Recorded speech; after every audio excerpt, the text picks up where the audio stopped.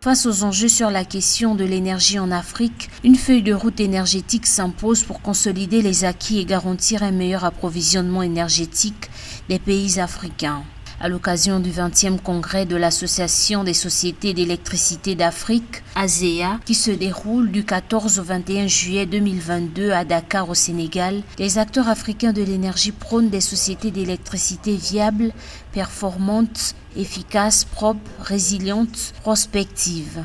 Le marché unique de l'électricité africaine doit être un moteur d'une industrialisation du continent grâce à des sources de production compétitives et le plus grand marché de l'électricité du monde qui doit regrouper plus de 2 milliards de clients pour renforcer le commerce, la création de valeur et l'emploi dans notre continent.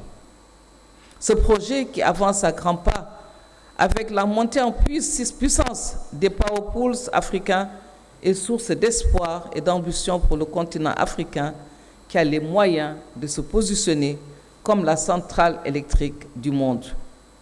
Vous l'avez dit tout à l'heure, oui, l'Afrique qui doit être le grenier du monde, l'Afrique qui doit être le continent du futur. Et ce n'est qu'en se donnant la main que nous pourrons y arriver. 40 millions d'Africains n'ayant pas accès à l'énergie, le développement du potentiel énergétique doit être une des principales priorités de l'Afrique. Ceci devrait passer par la transformation de ses ressources minérales, agricoles et industrielles, précisent les spécialistes. L'Afrique devrait avoir comme priorité de développer son potentiel énergétique en s'appuyant sur la transformation de ses ressources minérales, agricoles et industrielles. Ce cycle de transformation vertueux lui donnera des débouchés nécessaires pour occuper sa jeunesse et les femmes sur des emplois à haute intensité de main-d'œuvre qui garantissent des revenus pour améliorer le niveau de vie des populations et financer les infrastructures modernes nécessaires à son émergence.